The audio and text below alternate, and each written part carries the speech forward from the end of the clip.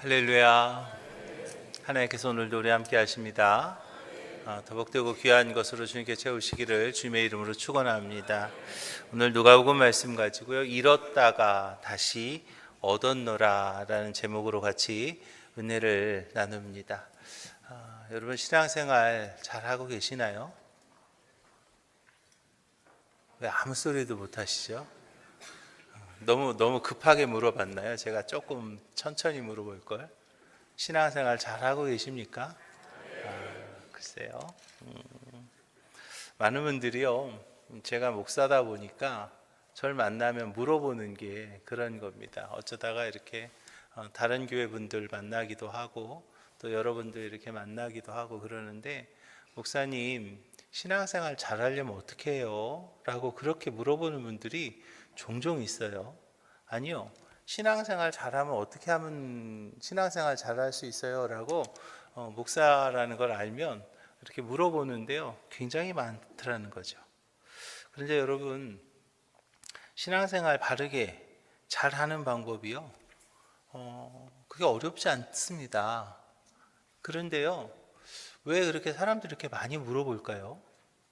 신앙생활 잘하는 방법이 뭘까요? 라고 사람들이 물어볼 때는 그걸 잘 모르니까 물어보겠죠. 잘 알면서 저를 시험하려고 물어보는 사람은 아마 1000명 중에 1명도 없을 거라고 저는 생각을 하거든요. 그런데 신앙생활 잘하는 방법 사실은 굉장히 간단한데, 많은 이들이 역설적으로 그것을 잘 몰라서 너무 간단하고 너무 쉬운데 그것을 이렇게 자꾸 물어보는 그런 일들이 있는 것을 봅니다. 여러분, 신앙생활 바르게 잘하는 것, 그것이 바로 인생을 복되게 살아갈 수 있는 방법이거든요. 그 신앙생활 잘하는 방법 제가 간단하게 알려드리겠습니다. 그것이 무엇인가 하면 바로 살아계신 하나님의 뜻을 알고 그대로 사는 것임을 믿으시기 바랍니다.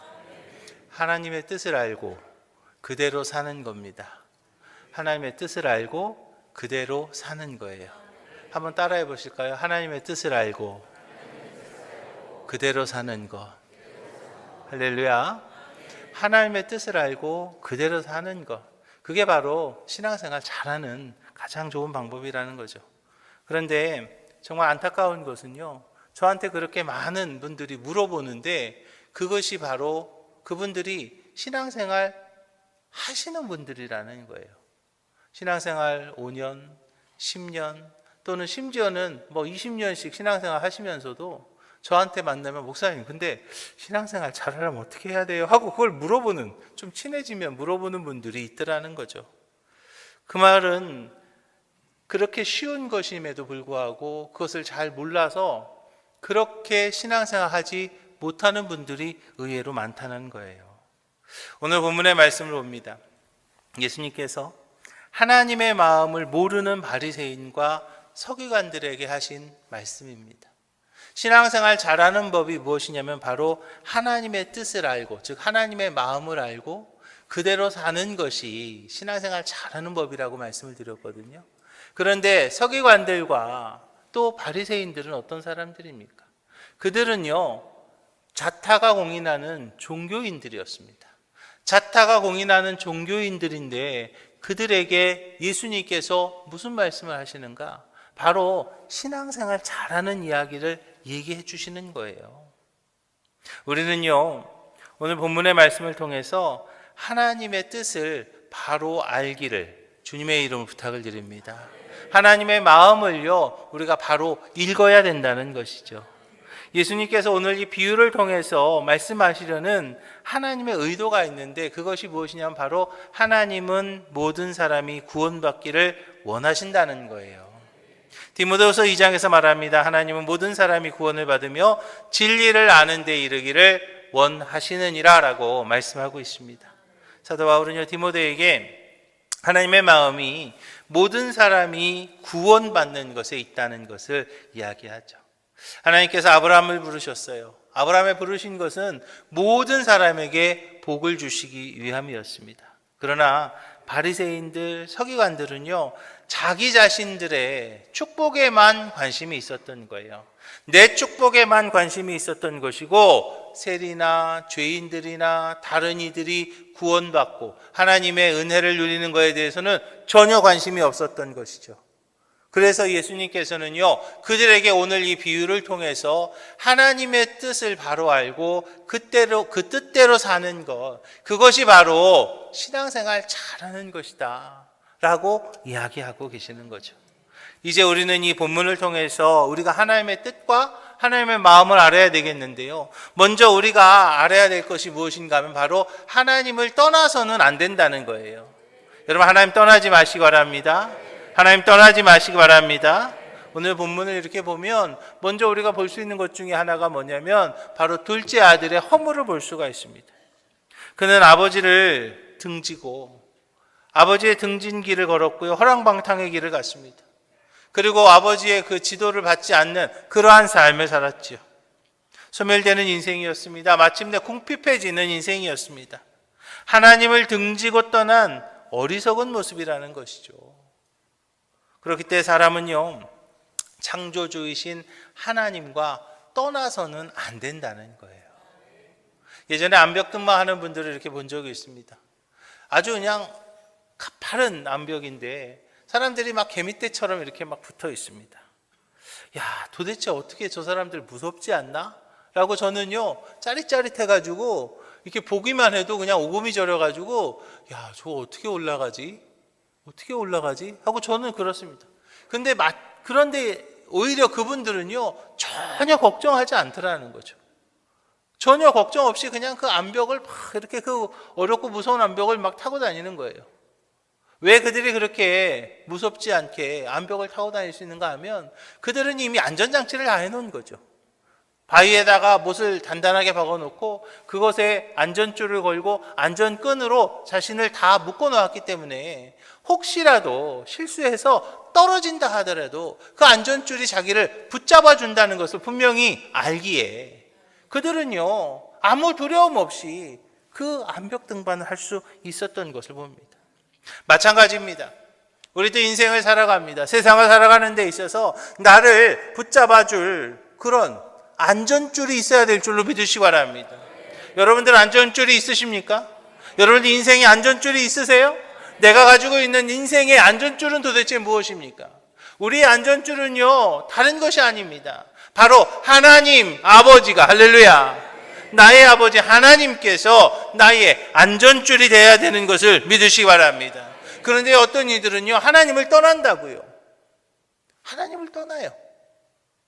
하나님이 뭐라고 그랬어요? 안전장치라고 그랬는데, 하나님을 떠난다는 것은 그 안전줄을 끊어버리고, 그리고 이 험악한 세상을, 이 위험한 이 세상을 그냥 가는 것과 똑같다는 거죠. 우주선에서 우주 공간으로 나가서 유영을 하는 분들이 있어요. 그렇게 나가서 사진을 찍기도 하고, 그렇게 나가서 우주선을 바깥에서 고치기도 하고 그렇게 합니다. 그런데 그들이 그럴 수 있는 담대함이 있는 것은 바로 우주선과 자신을 연결하는 줄이 있기 때문이에요. 사랑하는 어묵촌교회 성도 여러분, 이유 여하를 막론하고 하나님과의 안전줄을 끊지 마시기를 주님의 이름 부탁을 드립니다. 이유 여하를 막론하고요, 뭐 어쩌고 저쩌고, 뭐 목사님이 마음에 안 들어요, 뭐가 어째요, 목사님 뭐 너무 뚱뚱해요, 목사님 뭐 키가 너무 커요, 뭐 나를 자꾸 내려보는 것 같아요, 그런 소리 좀 하지 좀 말고. 그럴 필요 없는 거예요. 이유 여하를 막론하고, 할렐루야, 우리는요 하나님과 붙어 있어야 된다는 거예요. 안전줄을 끊을 수는 없잖아요. 어떻게 그 안전줄을 끊냐고요. 우리는요 하나님과 언제나 함께 하시기를 주님의 이름으로 부탁을 드립니다. 특별히 힘들고 어려울수록 우리는 더 하나님과 함께 해야 되는 거예요. 신앙의 선배들이 정확하게 이야기하고 있어요. 시편 18편에서 말합니다. 여호와는 나의 반석이시요 나의 요새시요 나를 건지시는 이시요 나의 하나님이시요 내가 그 안에 피할 나의 바위시요 나의 방패시며 나의 구원의 뿌리시고 나의 산성이시니라. 할렐루야. 하나님이 나의 반석이라고 그랬어요. 하나님이 나의 요새라고 그랬어요. 하나님 나를 건져주신다고 그랬죠. 하나님이 내가 피할 바위가 되고 방패가 된다고 하셨습니다. 이제 구원의 뿔 되신 하나님이시요 나를 지키시는 산성이심을 믿으시기 바랍니다. 오늘 본문에 나오는 작은 아들은요, 그거를 버린 이였습니다. 안전줄을 끊어버린 이였어요. 생수의 근원을 버린 어리석은 자였다는 거죠. 저는요, 목회를 하다 보니까 가끔 하나님을 떠나는 분들을 봅니다. 아유, 목사님 너무 바빠서요. 너무 바빠서요. 안전줄을 끊어버리겠다는 거예요. 아유, 목사님 지금 너무 힘들어서요. 안전줄을 좀 끊었겠다는 거예요. 아유, 목사님 요즘이요 너무 그냥 속상해가지고요. 잠깐만 좀 쉬겠다는 거예요. 여러분, 속상할 때 안전줄이 필요하지 않을까요? 어려울 때 안전줄이 필요하지 않을까요? 힘들 때 나를 지켜줄 안전줄이 필요하지 않을까요? 그런데 어떻게 그 하나님을 떠난다고 하냐고요. 그런 분들을 볼 때마다 너무 속이 상한 거예요. 너무 안타까운 거예요. 그때가 더 하나님 붙잡아야 될 때인데, 그때가 더 하나님과 함께 해야 될 때인데, 그때가 더 하나님을 놓지 말아야 될 때인데, 어려울 때 어렵다고 손독했다고 하고, 힘들다고 안전줄을 끊어버리고, 불편하다고 안전줄을 끊어버리는 그런 안타까운 모습들이 있다는 거죠. 여러분, 어떠한 이유라 할지라도 하나님을 떠나지 마시기를 주님의 이름으로 부탁을 드립니다. 고린도전서에 말하지요. 사람이 감당할 시험 밖에는 너희가 당한 것이 없나니 오직 하나님은 미쁘사 너희가 감당하지 못할 시험 당함을 허락지 아니하시고 시험 당할 즈음에 또한 피할 길을 내사 너희로 능히 감당하게 하시느니라. 하나님은요, 우리에게 피할 길을 주신다고 그랬어요. 나의 안전줄 되신 그 하나님, 할렐루야. 그 하나님 붙잡고 있으면 어떤 시험이 온다 할지라도, 어떤 어려움이 온다 할지라도 우리는 그것을 이겨낼 수 있음을 믿으시기 바랍니다. 사랑하는 호목촌교회 성도 여러분, 우리는요 좀 불편할 수도 있습니다. 어려울 때가 있을 수도 있습니다. 또 내 마음에 들지 않는 경우도 있겠지요. 그러나 여러분, 그때에 소망 가운데 인내하는 우리 오목촌교회 모든 성도들이 되시기를 주님의 이름으로 축원합니다. 그때에 더욱 하나님과 함께하는 꿈을 꾸시기를 주님의 이름으로 축원합니다. 하나님은요 나의 꿈을 이루어 주십니다. 하나님께서는요 나의 소망을 이루어 주십니다. 하나님께서 우리에게 그 꿈꾸게 하셨고 그 꿈은요 하나님이 반드시 이루실 줄로 믿으시기 바랍니다. 아유, 그런데 목사님 지금 너무 힘들어서요. 지금 너무 어려워서요. 그런데 여러분 그거 아세요? 모든 것을 합력하여 선을 이루신 하나님이신 것을요. 그 모든 것 안에는요 여러분 그것도 들어있죠. 그 어려운 것도 그 안에 들어있지 않을까요? 그 모든 것 안에는요 여러분 힘든 그것도 들어있지 않습니까? 그 모든 것 안에는 지금 내가 불편한 그것도 들어있지 않습니까? 그것까지도, 할렐루야, 그것까지도 모든 것을 합력해서 선을 이루시는 하나님이심을 믿으시기 바랍니다. 옛말에요 그런 말 있잖아요. 집 떠나면 고생이라며요. 집 떠나면 고생이라는 말이 있어요. 하나님 집을 떠나면 고생입니다. 오목천 교회 떠나면요 고생입니다. 아멘 안 하는 사람 다 이름 적어주세요. 빨리. CM장님들 빨리 다 이름 적어가지고 못 떠나게 하세요 제발. 오목천 교회 떠나면 고생입니다. 집 떠나면 고생인 거예요.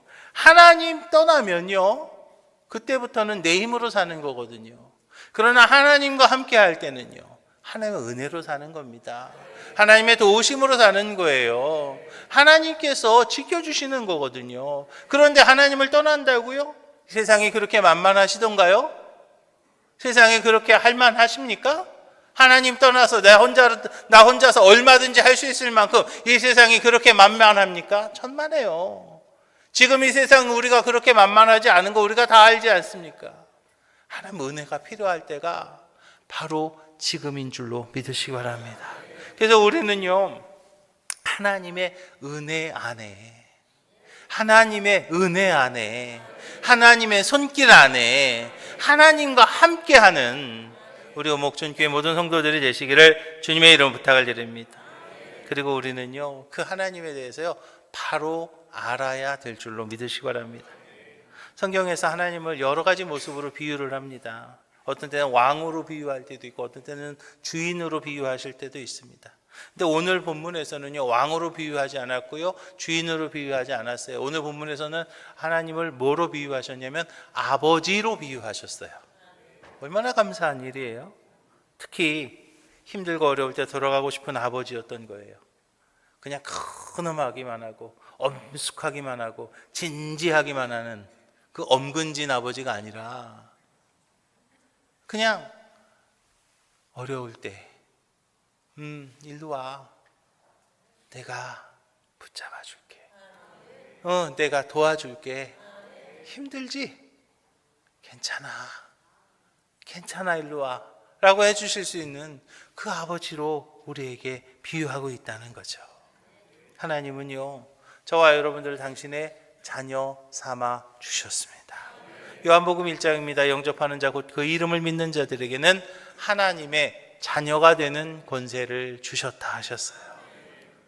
오늘 본문에서 우리는 정말 아버지 되신 하나님을 우리는 볼 수 있는데요, 우리를 구할 때, 우리가 구할 때 우리에게 주시는 아버지였던 것을 봅니다. 우리 아버지 하나님은요, 우리에게 뭐라고 하십니까? 구하라, 그래야만 주실 것이요. 구하라고 하시는데요, 왜 안 구하는지 모르겠어요.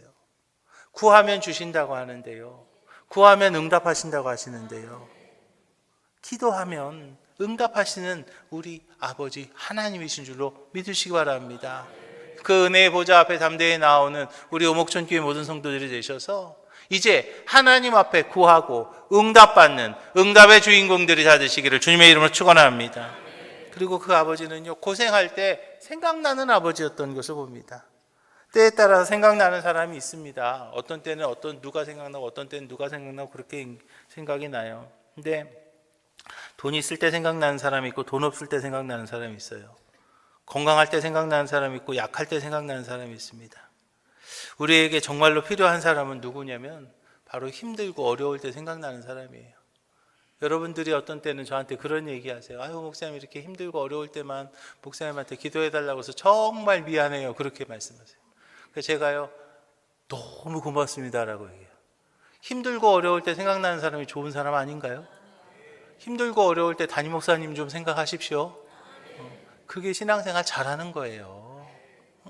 힘들고 어려울 때 저를 생각해 주셨다면 저는요, 그것 때문에 귀찮아하지 않을 겁니다. 저는 그것 때문에 힘들어하지 않을 겁니다. 저는요, 여러분들 위해서 같이 기도하는 일에 너무나 행복할 거예요. 왜냐면요, 제가 기도하고 여러분들과 함께 기도할 때 하나님이 응답하실 것이니까요. 얼마나 행복해요. 얼마나 재밌습니까? 얼마나 좋습니까? 같이 기도하면 하나님이 응답하실 텐데, 같이 기도하면 하나님이 해결하실 텐데. 여러분, 우리요, 힘들 때 우리 아버지 하나님 생각해야 될 줄로 믿으시기 바랍니다. 오늘 본문을 보면 힘들고 어려울 때 그 둘째 아들이 누굴 생각합니까? 아버지를 생각하는 거예요. 힘들고 어려울 때 우리 아버지 생각도 하지 말아야지. 아니에요.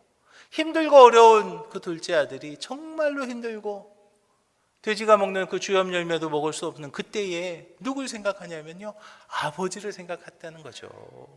그 아버지가 누구인가? 바로 우리 하나님 아버지이심을 믿으시기 바랍니다. 이제 우리도 어려울 때가 분명히 있겠죠. 힘들 때가 있을 수 있습니다. 그때에 하나님을 생각하는 우리 오목천교회 모든 성도님들이 다 되시기를 주님의 이름으로 축원합니다.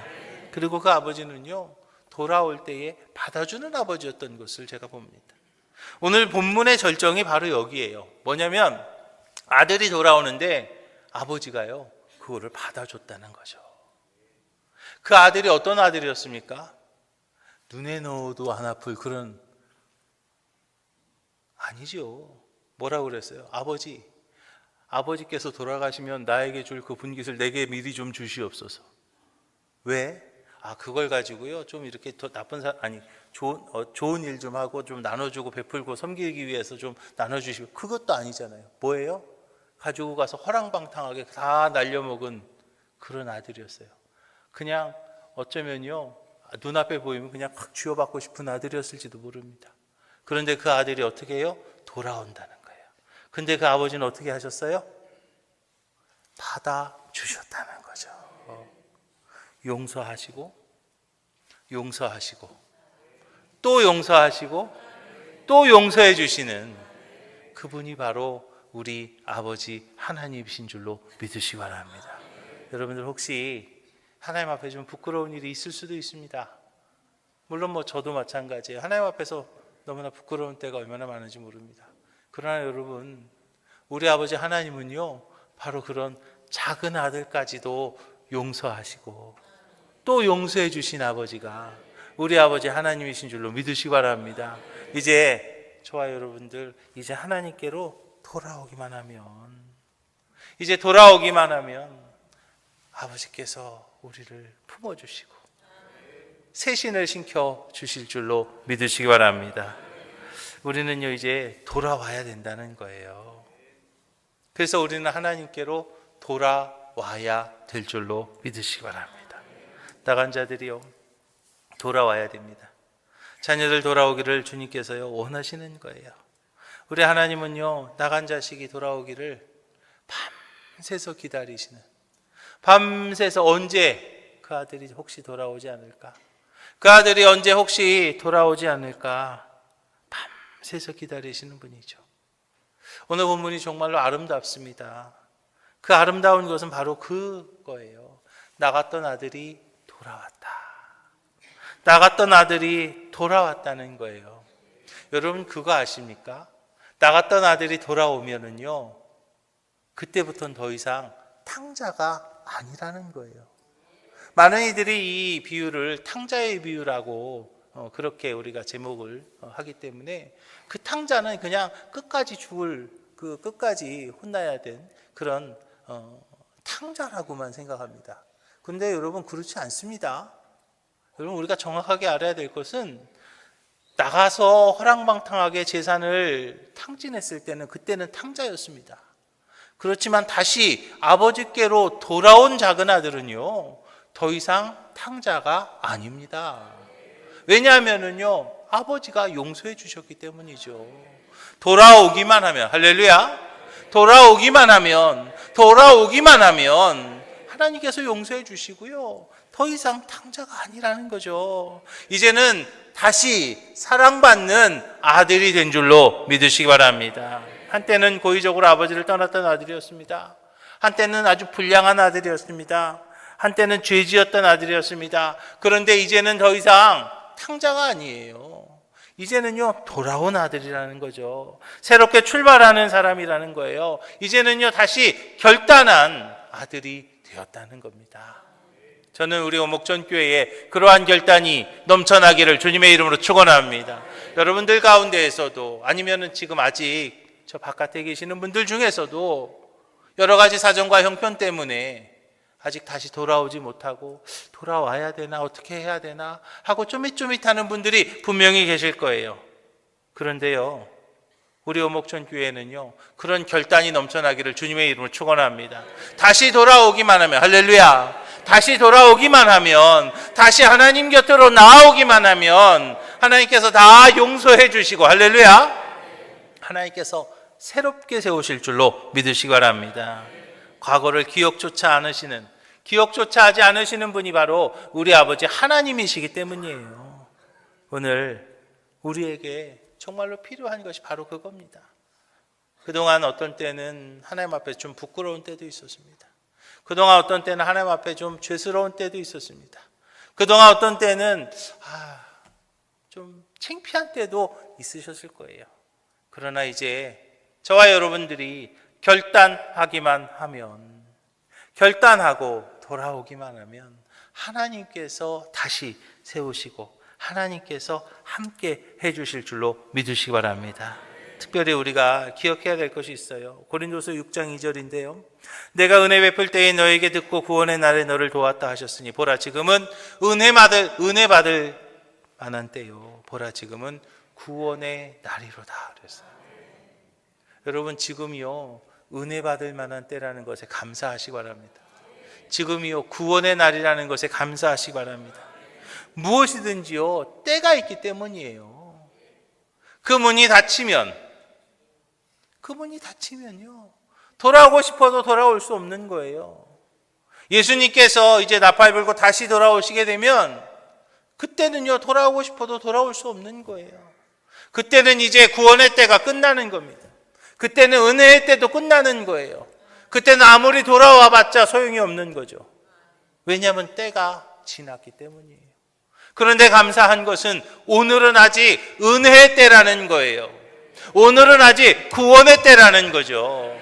하나님께서 저와 여러분들에게 아직 이 문을 닫지 않으셨고 이 구원의 때와 이 은혜의 때를 아직 허락하셨다는 것에 감사함으로 빨리 결단하고 돌아오시기를 주님의 이름으로 부탁을 드립니다. 이제 우리요, 돌아와야 됩니다. 돌아와야 됩니다. 돌아와야 되는 거죠. 하나님께서는요, 아직 은혜 받을 만한 때요, 구원의 때이기 때문에 우리의 잘못을 탓하지 않으시고 저와 여러분들 다시 새롭게 세우실 줄로 믿으시기 바랍니다. 그리고 우리는 마지막으로요, 그 돌아오는 자들을 우리는 맞이할 준비도 해야 될 줄로 믿으시기 바랍니다. 돌아오는 이들이 있을 겁니다. 결단하고 돌아오는 이들 아버지의 마음으로 맞이하시기를 주님의 이름으로 부탁을 드립니다. 예수님이 오늘 비유를 말씀하신 것이요, 이런 것을 찾는 기쁨을 말하려 하는 것보다 하나님의 기쁨을 모르는 자들에 대해서 책망하신 거예요. 이 이야기를 누구한테 하셨다고 그랬죠? 처음에 제가 말씀드렸잖아요. 서기관들과 바리새인들에게 예수님께서 하신 말씀이라고 제가 말씀드렸지 않습니까? 이 얘기를 하신 대상이 누구였냐면 바리새인들과 서기관들이었어요. 이들은요, 자기만을 생각합니다. 심지어 돌아오는 자들에 대해서 불쾌감을 표하는 자들의, 그 불쾌감을 표하는 자들에 대한 주님의 불쾌감이 바로 이 비유 안에 들어있다는 것을 우리는요, 인식해야 된다는 거죠. 주님이 용서하신 과거를 다시 묻는 거예요. 주님께서는 용서하셨는데 바리새인과 서기관들은요, 너네들은 잘못한 애들 아니야? 너네들은 그 전에 죄 지었던 거 아니야? 라고 그렇게 다시 묻는 거죠. 누가 용서하셨는데요? 하나님이 용서하셨는데요. 주님이 용서하셨는데요. 바리새인과 서기관들은요, 그것을요, 인정하지 않는 그런 모습에 대해서 주님이 지금 책망하고 있는 거라는 거죠. 우리는요, 이런 자에 대한 하나님의 그 안타까움을 우리는 마음에 품어야 될 줄로 믿으시기 바랍니다. 우리도 그 마음이 있어야 되는 거예요. 다시 돌아오는 이들에 대해서 우리는 넉넉한 마음을 가지고요, 그들을 품어줄 줄 알아야 된다는 거죠. 그들을 받아줄 줄 알아야 된다는 거예요.